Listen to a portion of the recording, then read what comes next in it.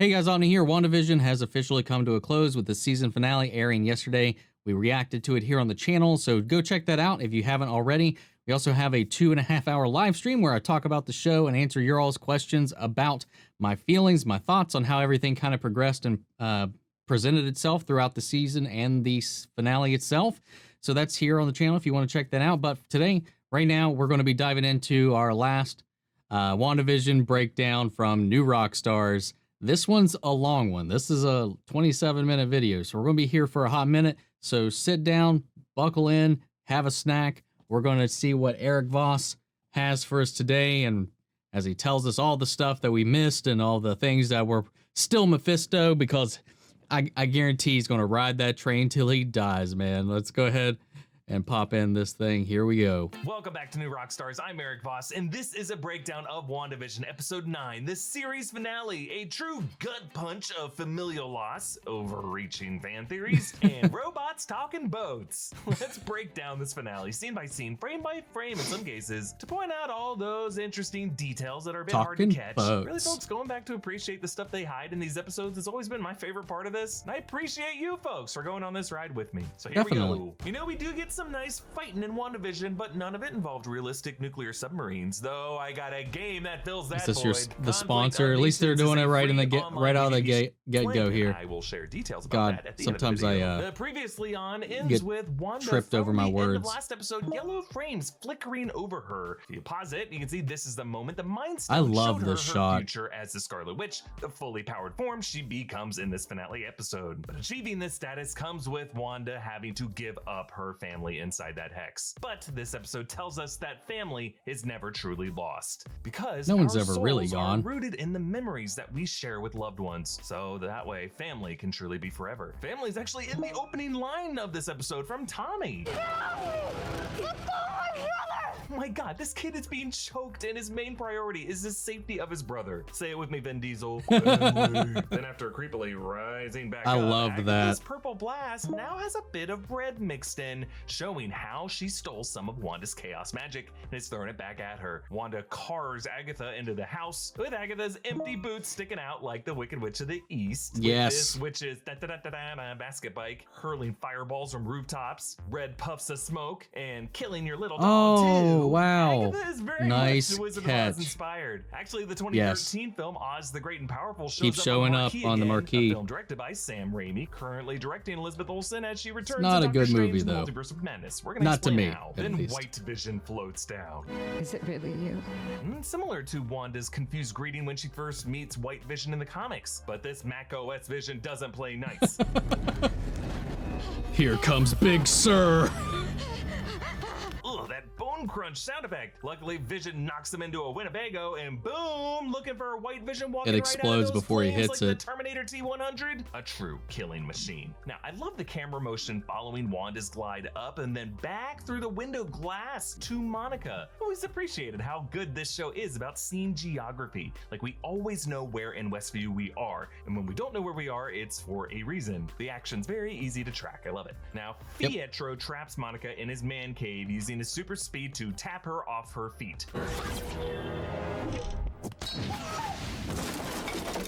I love that ping, an indicator that Monica herself is pretty sturdy. And even though Pietro is, I guess, not Fox X-Men Quicksilver, this man cave, his super momentum, these are things we saw with Quicksilver in Days of Future Past. So you're just gonna take the cool stuff about him but not bring the character over? White Vision goes right for that Mind Stone in Vision's head, just like Thanos and the Black Order did. Now, at first in this fight between them, That Vision popcorn does have stuck in my the teeth edge this by entire phase time. shifting through White Vision's blows. But notice how, over the course of the battle, White Vision learns from this so that later in the library, he catches Vision off guard by the same kind of phase shifting. He's learning. I love the shot where White Vision rises from the cracked pavement, trying to drag Vision down. Yeah, I love because that. White Vision is essentially a zombie corpse from the grave, dragging Vision, an angelic form conceived in this afterlife, back down to hell. Now, Paul Bettany's pulling double duty as both Visions, and this is confirmed. This was a big secret cameo Bettany teased. And they're gonna be so disappointed when they find out it's me. I don't mind this. this, I think Bettany's great in both roles, but his trolling did kind of contribute to a perfect storm of fan expectation chaos, something that we go into in Inside Marvel. Go check that out. Now, Hayward's screen shows the comparative vibranium decay of both Visions. Notice Vision represented in gold has a higher concentration than White Vision. That's because White Vision's vibranium is older, more decayed than his Hex counterpart, whose vibranium was manifested like weeks ago. Jimmy Woo snatches the phone in plain sight of this sword agent, who I just assume just hates Hayward. You know, Hayward's a dick. I mean, picks the lock with flourish. Probably. Another nod to his close-up magic classes from Ant-Man and the Wasp. Now, one of my greatest pleasures throughout these breakdowns of WandaVision is pointing out just random background extras of Westview doing goofy NPC shit. Behind Wanda is this dapper Dan, frozen with his foot on the hydrant. It's not an Easter egg. I just love this weirdo. He never moves. My man. And then Dennis the mailman drives by in that Presto truck that wasn't at all related to anything. Don't shoot. I'm just a messenger. Now, he said the same thing back in episode 2. Don't shoot. I'm just a messenger. I'm starting to think that Dennis might just be Jimmy Woo's missing witness. If you look closely in episode 5, he was ID'd on their ID wall, but we never got a close look at what was written on that file. The missing witness is definitely not Pietro/Ralph. I will get to why later. But Dennis just seems like he could have been a past crook who would cooperate with the feds to turn in his past criminal associates. And then him saying, "Don't shoot, I'm just a messenger," is something you could imagine someone like that whimpering to like a mafioso's gun in his face. But then Agatha confirms that her spellbook is indeed the Darkhold, Marvel's Book of the Damned. This is potentially the biggest confirmation of this episode. See, in the comics, the Darkhold was a collection of spells written by, and I think I got the right pronunciation here, Shaitan, the demon lord who originally cursed Wanda as a baby. Agnes says here, "The Scarlet Witch is not born, she is forged. She has no coven, no need for incantation."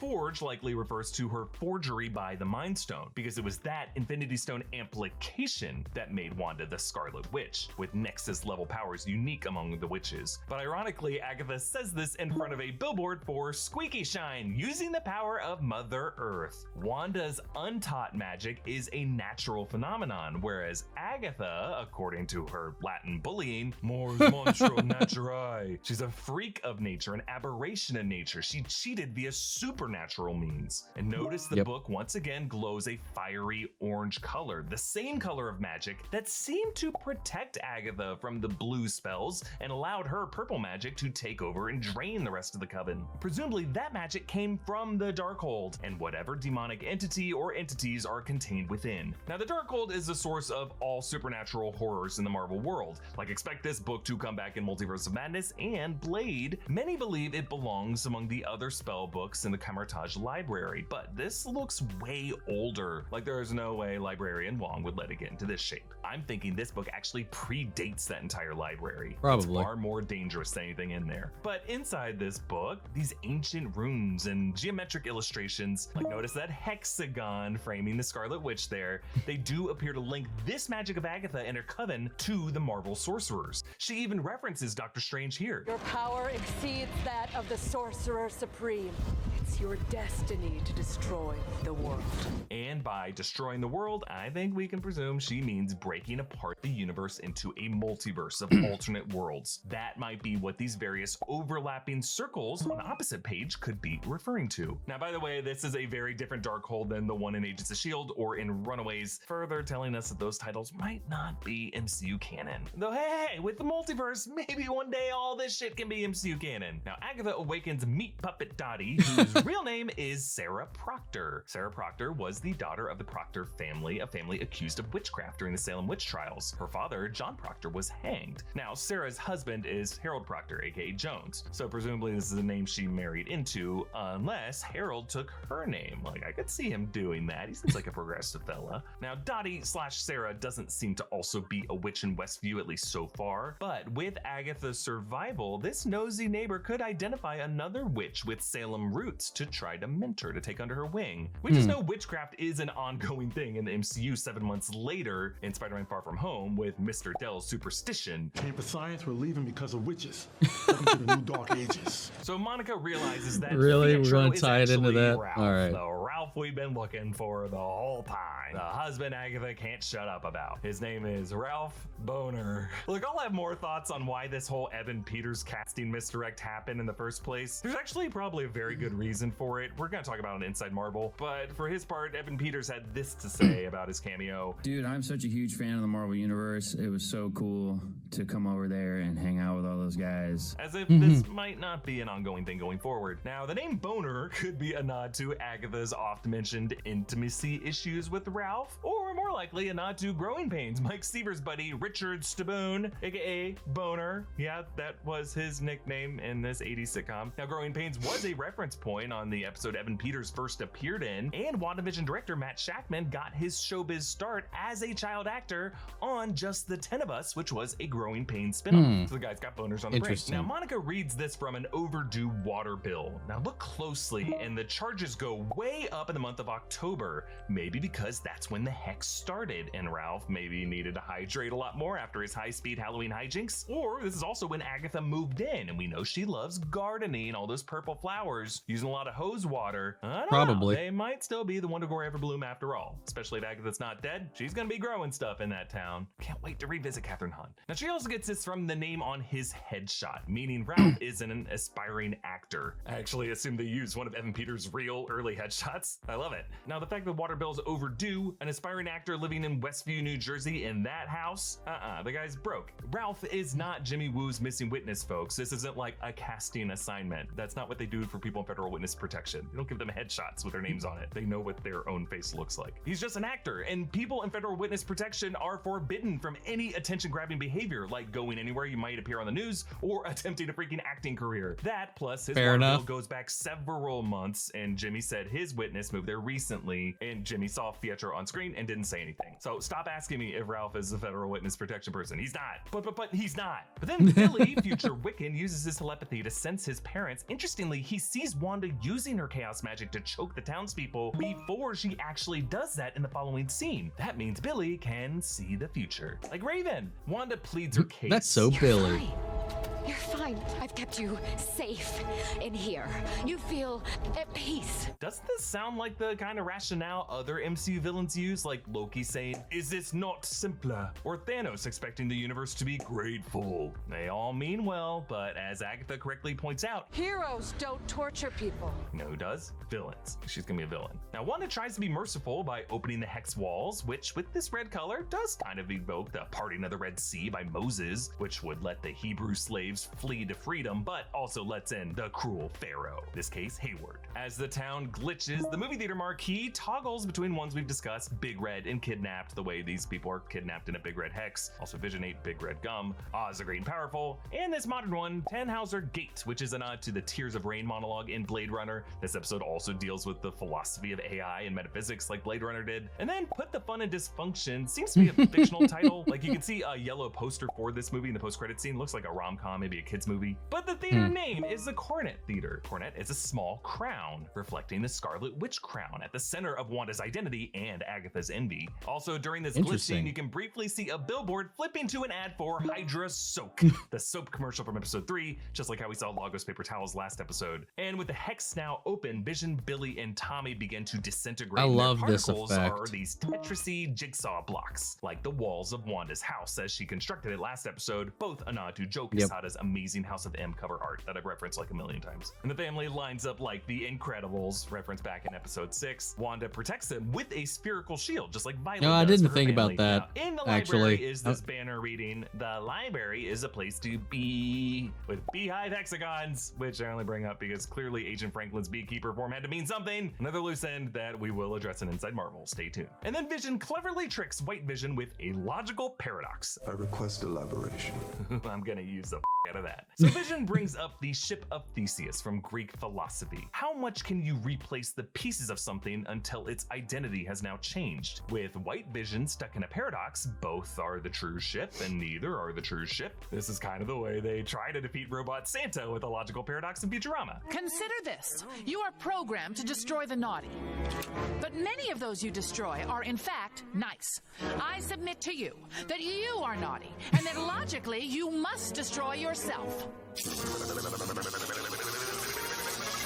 Honestly, that's what I thought was going to happen. His head wasn't built with paradox-absorbing crumple zones, so Vision offers a solution to the paradox. Perhaps the rot is the memories, the wear and tear of the voyages, the wood touched by Theseus himself. So Vision God, is he's saying such a wordsmith. determines That's his identity, the superpower, soul. man. That's a Vision's big real reason why power. It's so meaningful later when Wanda finally justifies Vision's existence as an extension of her soul, and he echoes this same concept. I have been a voice with no body, a body but not human, and now a memory made real. Vision restores the memories from the data inside White Vision. Who knows showing what us I'll be lots of next. MCU flashbacks. First panel showing characters in the moments from Age of Ultron, Iron Man, Hulk, the Hulkbuster armor, all in Johannesburg, and then Avengers Tower, Wanda walking out the door in Sokovia, also Vision's birth in Avengers Tower, then Shuri scanning his head in Infinity War, the moment he grabbed Ultron's head, which is kind of what this moment with White Vision is paralleling, the gold versus the blue color tones. Gold representing the Jarvis voiced Vision, blue representing a soulless AI. Then when he wielded Mjolnir and fought sentries in that Sokovian church, Wanda fighting him to save Hawkeye in Civil War, his 2 deaths at the hands of Wanda, and then Thanos and Wakanda in Infinity War, a shot of him firing that beam that hit Rhodey in the Civil War airport battle. You can actually see Giant Scott behind him there. Wanda flirting with him in Avengers compound, Vision helping her up after that airport battle, Wanda cupping his face in Scotland in Infinity War, then Wanda trying to heal Corvus Glaive's wound right after that, and then Thanos getting that Mind Stone, turning him into the corpse that later ended up in Sword's hands. With these memories restored, White Vision declares himself Vision and blasts the hell knows where. Maybe a new protocol to reassemble the Avengers. Maybe the Apple Store to an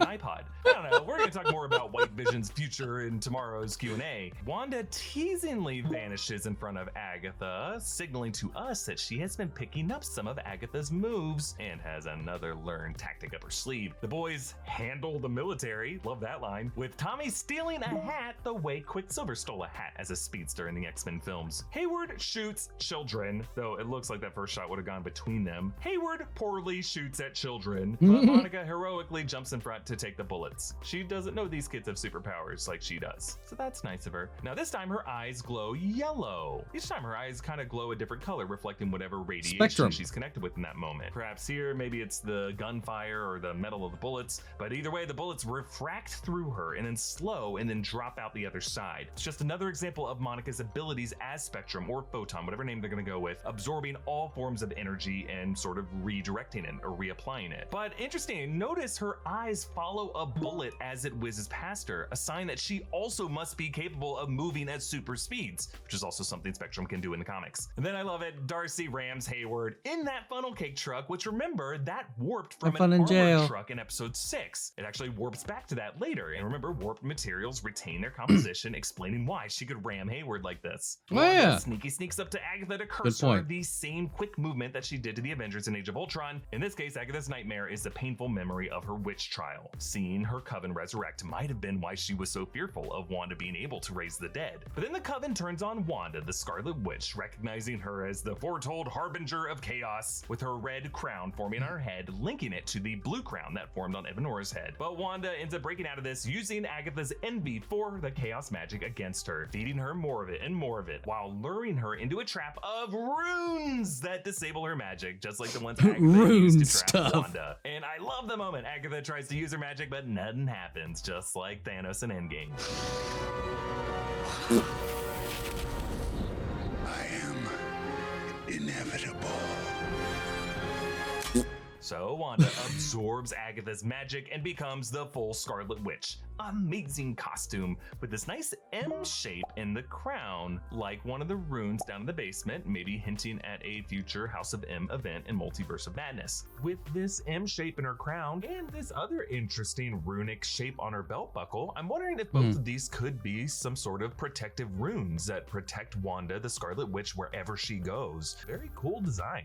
Now, some are comparing Wanda's wardrobe to Magneto, Michael Fassbender's look, but I really love how it incorporates the colors of all the magic she now possesses, the way Agatha's purple and blue dress did. Here, Wanda's red and Agatha's purple mix to form this dark, dark scarlet, and then you can see little stripes of blue on the legs. She's got the power of herself, of the Mind Stone, of Agatha, and of the other members of that coven. And Wanda, now if you listen, has a bit more of her Segovian accent come back, decides to imprison Agatha as a nosy neighbor Agnes in Westview. I'm sorry. No, you're not. You're cruel.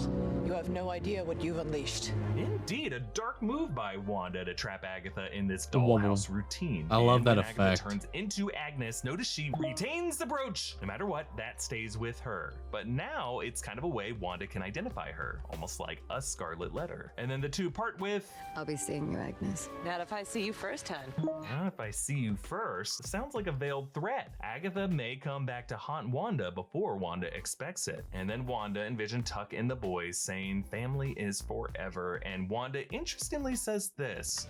Boys, thanks for choosing me. Yeah, I'm wonder what his take on Another this sign is. that these boys might have come from a source outside of Wanda's magic. She didn't conceive and give birth to them. They chose her. It's kind of like a rescue dog. Who rescued who, right? And then Wanda and Vision hold hands as the X closes in, reflecting that famous closing shot of Fight Club as the narrator and Marlo hold hands, watching their world collapse around them. But then Wanda says this beautiful monologue. You, Vision, are the piece of the Mind Stone that lives in me. You are a body of wires and blood and bone that I created. You are my sadness and my hope, but mostly you're my love. And like we do, Vision cries a single tear, matching that panel in Avengers 58, and they promise to find each other again. Maybe Wanda's future in the multiverse could result in a Vision from an alternate reality, merging with White Vision, similar to the insanity that restores Vision in the comics, but right now we're getting ahead of ourselves. This is about letting go, not figuring out when we're gonna find each other again. And as we cut from Wanda's hex to reality, you may notice her right hand starts being higher, and then suddenly her left hand is higher on the other side of the cut. But I don't think this is a mistake, because a real detail here, emotional trigger warning. Her wedding band and her engagement ring are also now missing from her left hand. So the last thing this fading hex did was lift the rings off her finger, essentially reversing the moment Wanda magically married them back in episode 1. So now Wanda finds herself back in the empty lot, as if nothing has happened. Dorothy waking up from the dream. This was foreshadowed by young Wanda in that flashback last episode. By the end of the episode, you realize it was all a bad dream. But the people of Westview will never forget. Way to ruin it for all mutants, Wanda. These people are gonna be so mean to the mutants. But Monica at least wishes her well. Bye, Wanda. Love it, man. Love that suit. Good luck. Does take Wanda back to that simple probability hex that she could cast as a kid, back when bringing herself good luck was as magical as it got for her. But my oh my, how this witch has grown. Post-credit scene number 1, the Skrull search is back on. This Skrull is an associate of Nick Fury, an old friend of Maria and Monica Rambeau from the days of Captain Marvel, setting up Monica to join Fury on that Skrull space station that we see him on in the Far From Home post-credit scene, which is again 7 months after this. Now, by the way, I'm thinking this is not Talos' daughter, because Monica probably would have recognized her and be like, hey buddy, nice eyes. But they reveal this Skrull transformation directly in the lens flare of that projector light. Kind of a weird shot setup, right? I'm thinking maybe it's another visual setting up Monica's future as Photon or Spectrum, which both names come from the fact that she has an electromagnetic physiology. But the final scene picks up with Wanda in a cabin by this mountain lake. We got a couple options for where this could be. This could be just her home country of Sokovia. Some are saying it could be Alkali Lake, the location of the Weapon X lab that created Wolverine, or it could be Wundagore Mountain, the location of the Citadel of the High Evolutionary, where Magda gave birth to Wanda and Pietro in the comics. Bova showed up in episode 2, remember? Bova's the bovine nursemaid created by the High Evolutionary. If this is Wundagore, that tea Wanda brews could be that Wundagore Everbloom herb I theorized Agatha was brewing for her in episode 7. There's something weird going on here. Wanda freaking bare hands the metal handle of a tea kettle that was just boiling. Guess the girl likes it hot. Now, what's going on here? Wanda is using astral projection into into her Scarlet Witch form to examine the Darkhold. Kind of like the way Doctor Strange used astral projection to study sorcery while he was sleeping. But the fact that Wanda is doing it while awake is troubling, because how is she splitting her consciousness like this? Everyone else does it when they're either incapacitated or sleeping. Wanda seems to be pulling alternate versions of herself already from alternate realities to be able to do this. But listen to the music here. This is Michael Giacchino's Doctor Strange theme.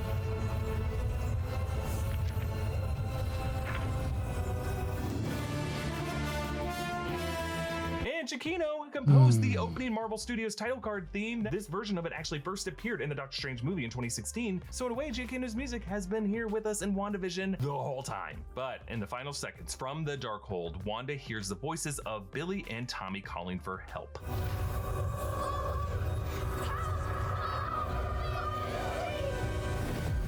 As Wanda's eyes widen with recognition, we flash to red.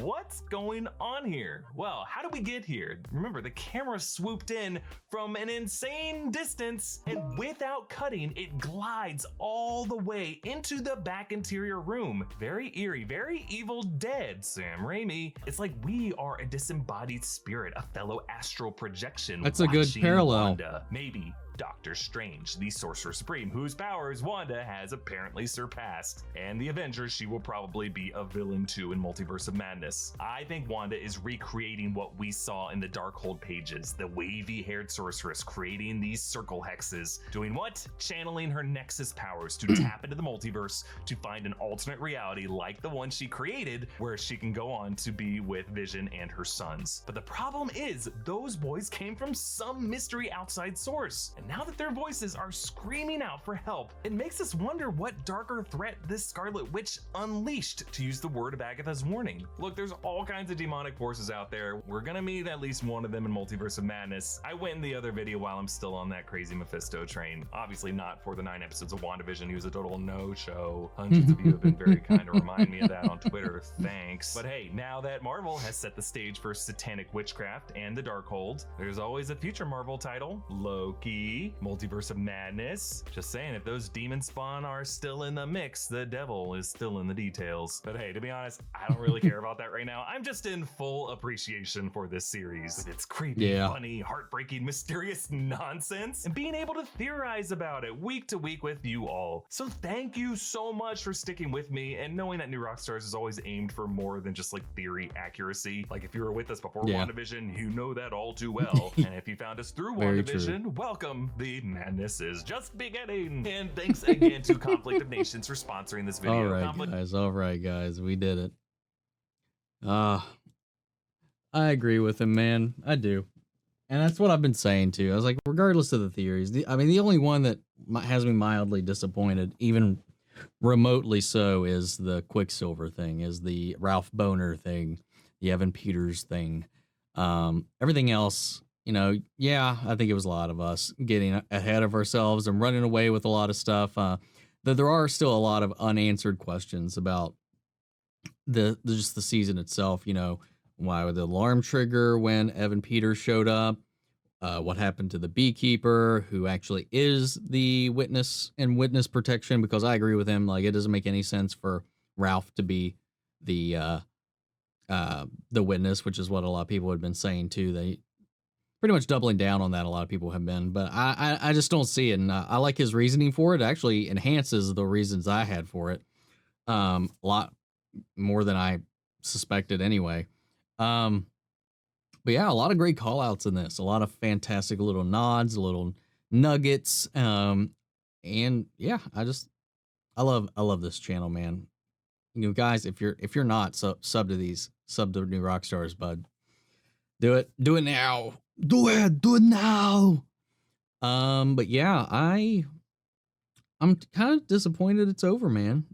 Not that it's over, not disappointed. That's the wrong choice of words. Like, a little sad. Anytime a show wraps up, and I know we're going to see these characters again, but these journeys are specific to the show. Like, I love the interaction, the theorizing, the speculation, the mysteries of it all, and just not having that is gonna be a little rough. But we got Falcon and the Winter Soldier coming up in 2 weeks, so we'll be covering that here on the channel.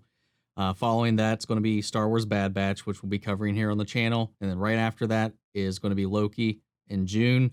So we got a lot of stuff here coming up.